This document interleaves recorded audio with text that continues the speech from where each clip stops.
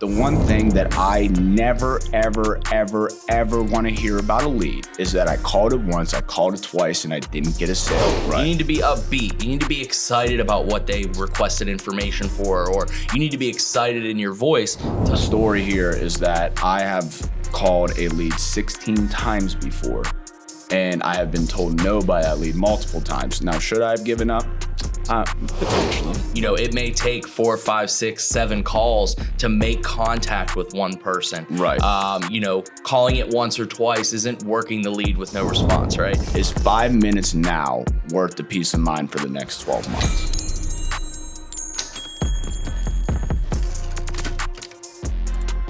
Good morning, good day, good whatever time of the day that you're listening to this is. My name is Chris Holmes. I'm the agency director here at Neisschloss & Fleming. And I'm Zach Wilson, agency manager here at Neisschloss & Fleming. And thank you again for tuning in to the N&F podcast. So, you know, right now, Zach, the time that we're filming this, we are 12 days in the AEP. Pretty crazy, right? Pretty crazy. Yeah. The days seem to move quick. The weeks seem to go slow. It's one of those ones where you basically are running every minute of the day, not only for us here in the office, but also our agents out on the street as well. We're making sure that we're there to support them with whatever they need at any time, trying to make sure that whatever issue they have, whatever question they have, that is either resolved or answered so they can focus on their clients, getting sales, and just trucking throughout the rest of AEP. Absolutely. I mean, that's the point of the FMO, right? I mean, that's why people work with us. What else are we here for, exactly. Right? We're here to smooth out those road bumps that you come across, not during AEP, but in general throughout the year. Right. And, you know, obviously that goes throughout the year as well. But, you know, while there's what I would say hundreds of different things that we work with agents on and we try to help them support their business, one of the biggest things during AEP for the average agent, not to say average agent, but, you know, most agents are going to need leads. Yes. Very hot topic. Very hot topic. And when we talk to a lot of our agents, you know, typically that time of the year, and it doesn't happen to all agents, but typically once you get about 3 to 4 weeks through AEP, that's when your pipeline starts to dry up a little bit, right? Yeah. We've taken care of our current book of business. Maybe we've already worked some of our educational events, sales events, whatever it may be.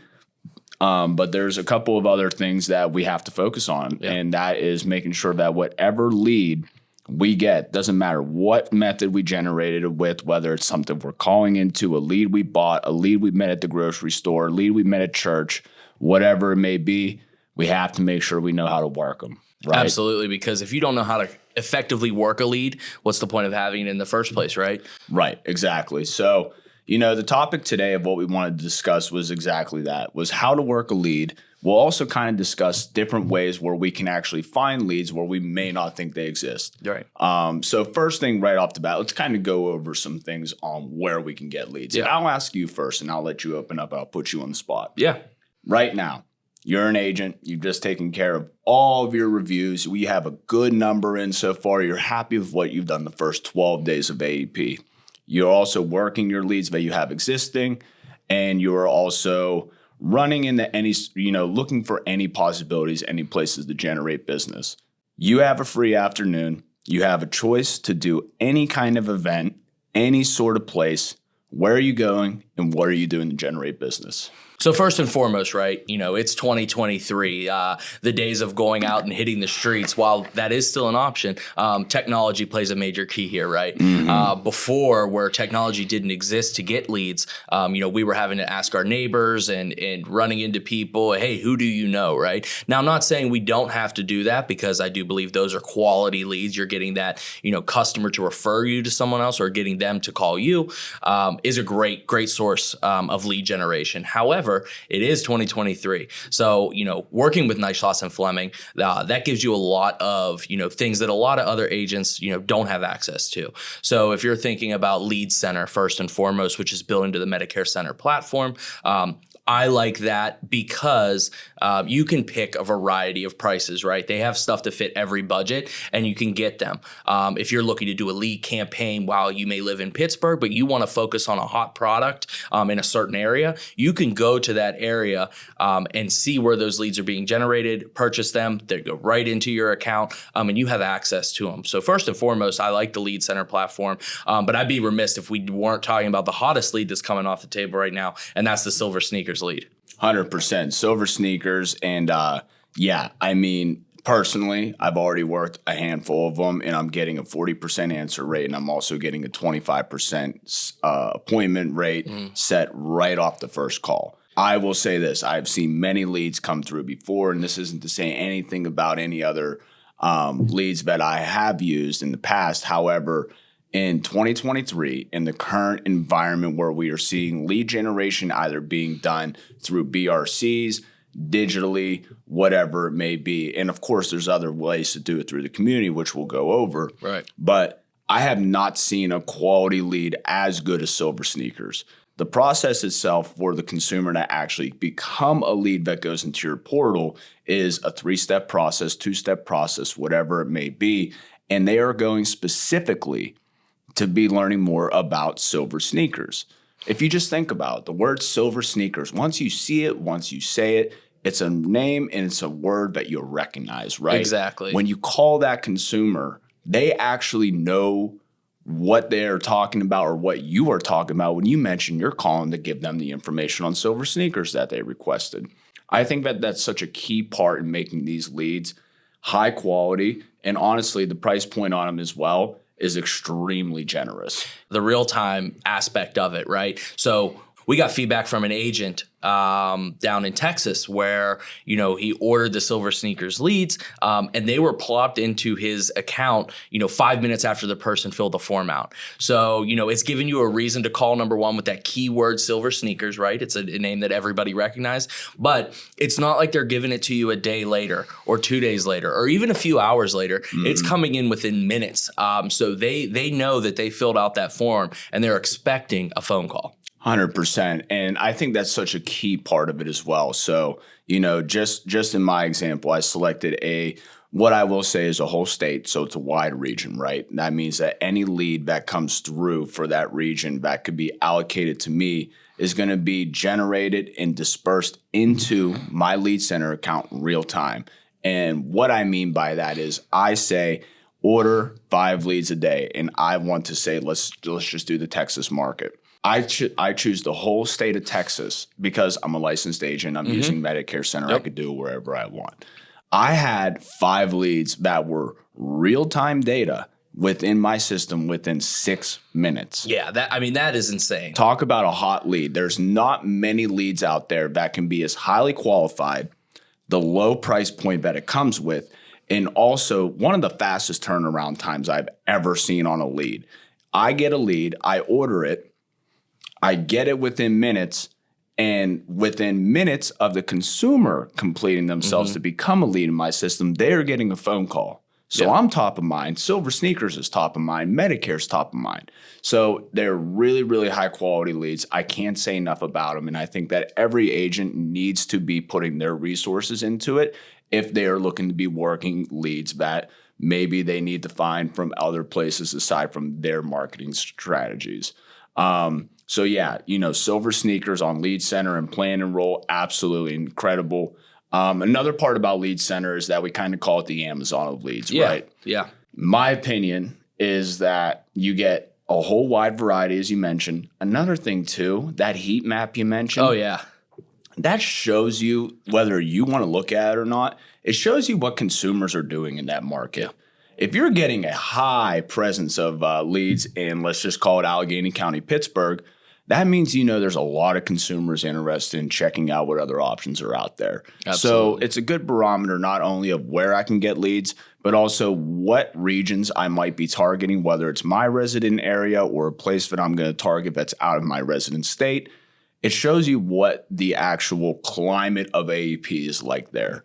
Are consumers looking to change? Are they looking for more information? Do they want to talk to agents? So Lead Center is not only a really good tool to be getting leads from, but you also can get a good idea of what that market's doing. Absolutely. So lead center, Silver Sneakers, great places to get leads. Other great places to get leads are, of course, through your community. Yeah. Grassroots Marketing, getting connected with other professionals in similar lines of business, such as finance, maybe ACA folks, whatever it may be, provider offices, whatever it is. So always keep that in mind too. You don't have to buy the leads to be able to get the leads. You can actually do it oftentimes just from, spreading your brand, doing the correct forms of marketing, and getting your name out to the local community. I would agree. And, a lot of people, if you're operating in that group space, even if you're not operating in the group space, going back to that grassroots marketing, I want to touch on that. A lot of HR managers,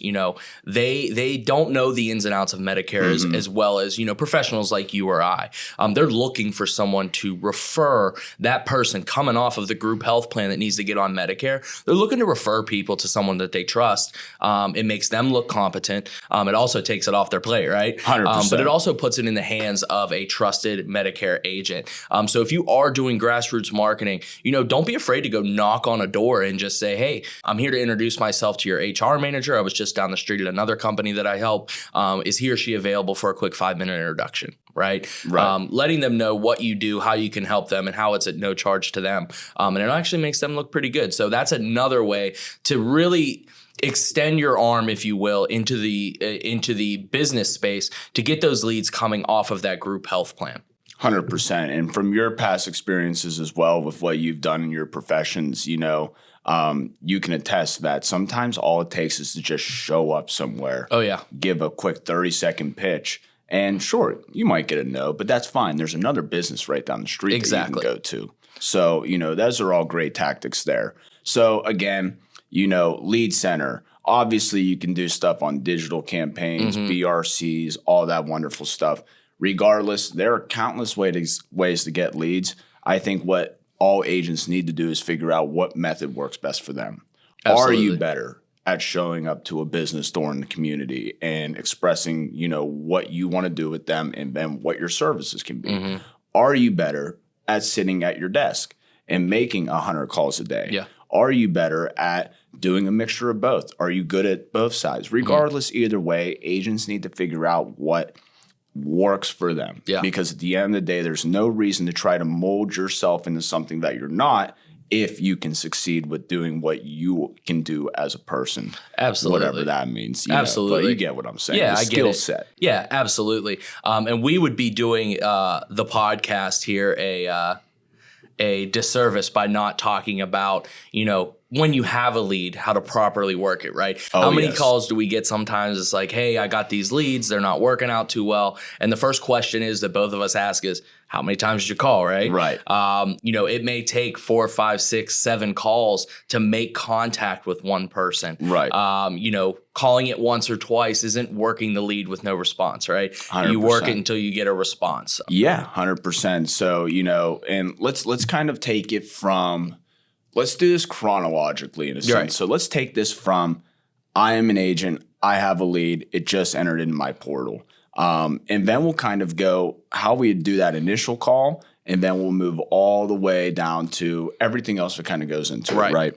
So first, and let's just use our shining example, Silver Sneakers right now. I get a lead in from Silver Sneakers. Bam. The first thing, I'm paying attention to my portal at all times, because as soon as that lead comes in, the faster I call, the more likely it is that I end up with an appointment. Absolutely. So let's just say I get a call. I get a lead coming in. I give them a call. The first thing agents, in my opinion, need to do to enhance their phone selling or, their phone skills, lead calling skills, is get rid of the sales mindset that you project to the consumer. You are not calling this consumer, or what I guess the best way to say is this consumer is not looking for you to call for them to be sold something. Right. They want to have their questions answered. Right. And that's the value you bring as an agent, is the fact that you have the knowledge that they don't. So keep that in mind first. I think agents often go into calls and mention that they can become that consumer's agent one way or another. I feel like they mention it way too quickly. Yeah. In my opinion, you need to be, the first thing it is, and let's look at the silver sneakers, for example. Silver sneakers, people have questions about silver sneakers. Whenever I call that lead, they pick up, I introduce myself. Hey, my name's Chris Holmes, and you have questions on silver sneakers. Obviously, that wasn't the greatest roll-in, but hey, this is Chris. I just got your request to learn more information about silver sneakers. Was hoping to help you with whatever you may need today.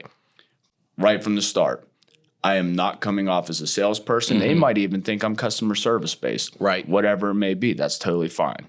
So the first thing is, I want to answer what their questions are. And what makes the silver sneakers thing so great is that it's not a generic response to, or the person isn't just responding to a generic Medicare review thing. Right. That person might do that 12 times that day. And they're probably not going to remember doing it once, because people just go online, they put their information in all willy-nilly, and then 100 people are calling them. There's only one time, or maybe if they go back to the same ad multiple times, but they will only go to one ad talking about silver sneakers, right? So you know what they're looking for.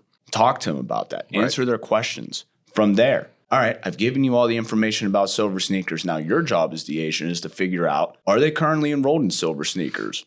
Or is this something that they don't currently have on their benefit plan? Because a lot of people probably have silver sneakers, but don't even know it, because it's a benefit that they don't really discuss or look for when choosing a Medicare plan until they know it exists, right?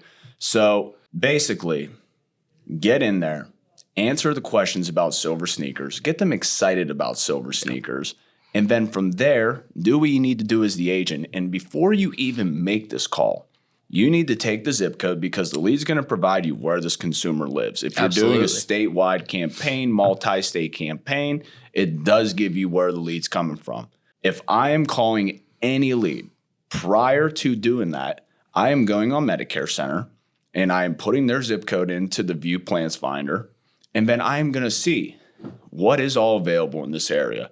And not only that, I can look for specific benefits specifically off of their preferences and everything. So the system will actually tell me what benefits are in which plans that I'm looking for, which really narrows down my whole scope of products available to the consumer. So I call the lead. I have all the plans available in their area. Next from there, I'm answering questions. I generate interest, and then hopefully from there, we're able to learn a little bit about the consumer, what their current setup is with healthcare. Is there something I can do to help this person? Most likely. Also, remember, it's not only about the Medicare plan. There's also ability for dental, hospital indemnity, vision, of course, but cancer products, whatever. Again, you don't need to sell only Medicare. There's a lot of other products that you can use to help service these consumers and put them in a better spot than where they were previously. Right. So have your quoting engine up. Know the market as well. Yeah. If you're going to be just getting leads off some area that you don't typically work, you need to at least get familiar with the market prior to doing it, because you need to sound knowledgeable once that product does come up in conversation. You need to be knowledgeable with it. So if you're going in there blind, you're already setting yourself behind. So do a little research, get familiar with it, then order the leads. So the best way is to just remember that not everyone's going to tell you yes at first. Right. People will tell you no.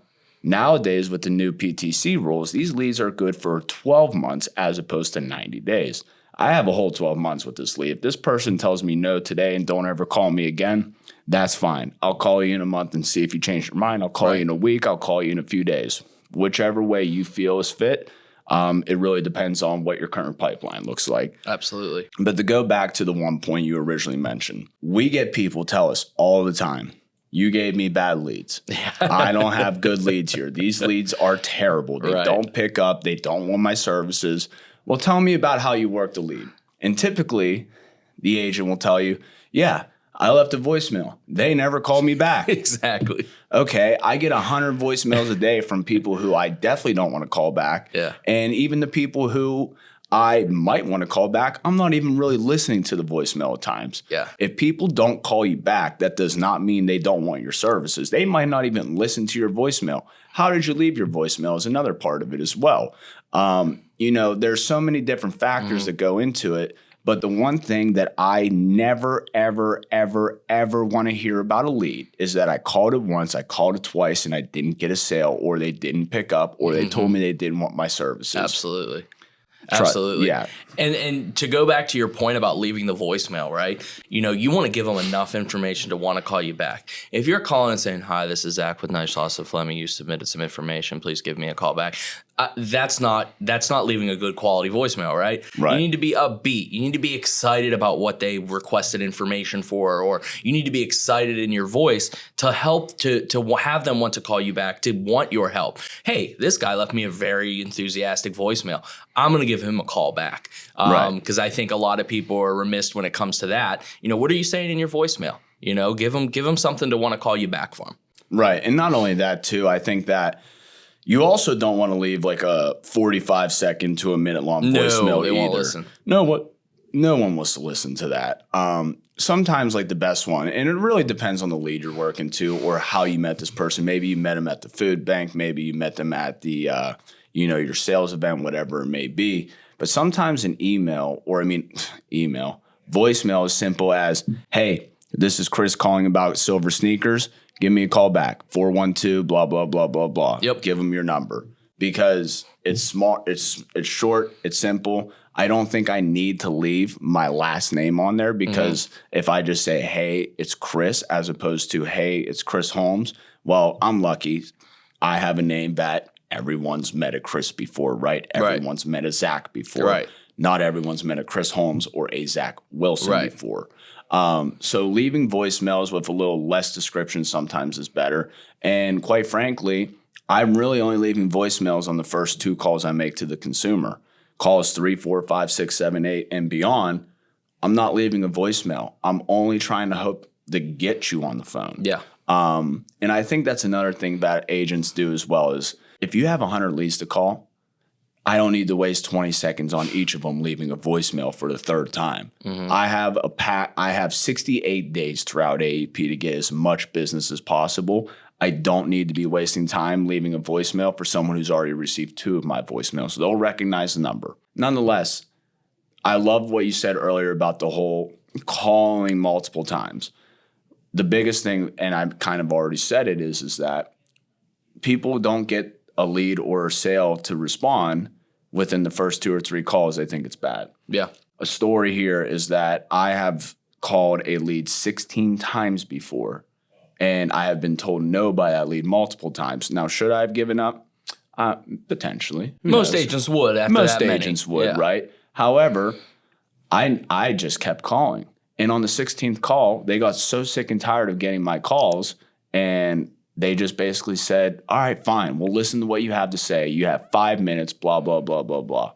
So long story short, it ended up being a sale. But the whole point of that is that it took me 16 calls to get that person to agree to meet with me. And once I did, they were grateful for what I was able to show them because I was able to put them into a plan that serviced them much better than what they were previously on. And I saved them roughly a total of $155 a month just on premium. Right. So keep calling. These people, they don't know the help that you can give them until you're able to actually present it to them. And another thing too, when you do get the lead on the line and they do want to talk to you, or maybe they seem abrasive, don't turn it into the 45-minute to an hour-minute conversation, especially nowadays, since if I make the call, I have to wait 48 hours for that lead to be able to be, well, I need to wait for the 48-hour scope of appointment window, right?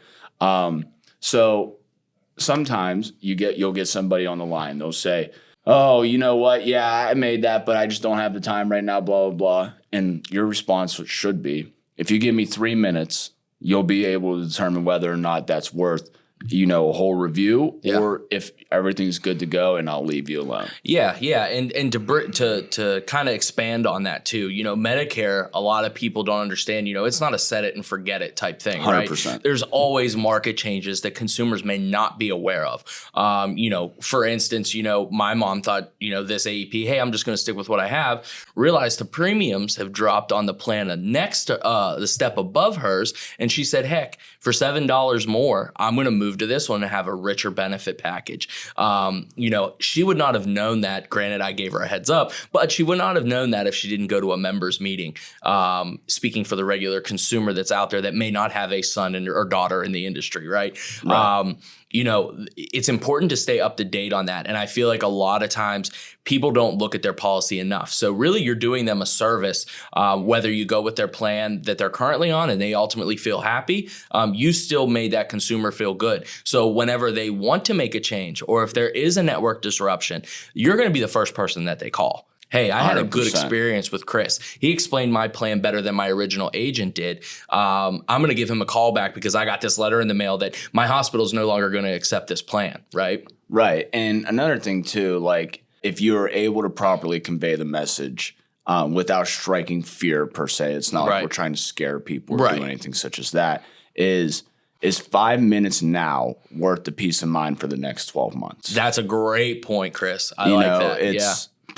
As we see, like the reality of it is Medicare Advantage and prescription drug plan consumers are on a 12-month contract, a 1-year contract forever. They're like the Ryan Fitzpatrick of Medicare plans, right? You only have 12 months and there's no guarantee that plan's going to ever remain the same. Mm-hmm. And not only the plan benefits, the doctors, the drugs, the services provided, the network, whatever it may be. And not only that, we see it all the time every year. Some carriers legitimately just cancel their plan and pull out of the area.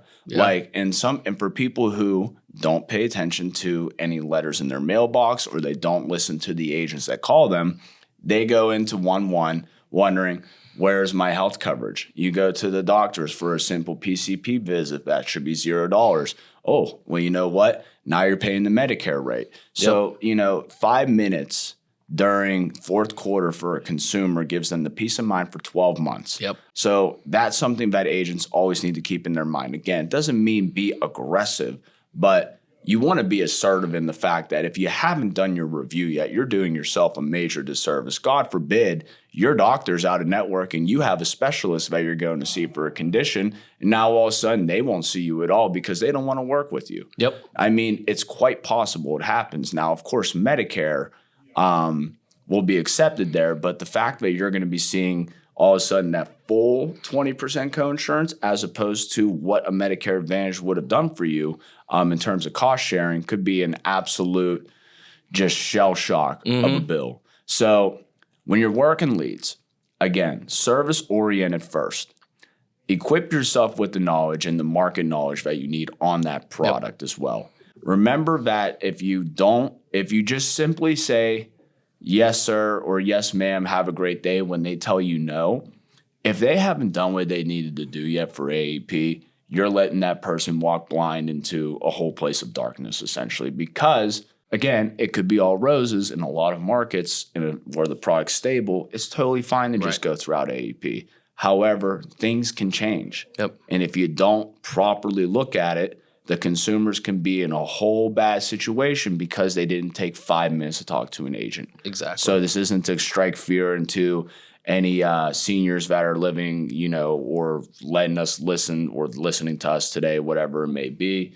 But if you haven't yet, you have to take 5 minutes to talk to your agent or an agent who's actually reaching out to you, because I hear too often about agents signing people up, never talking to them again.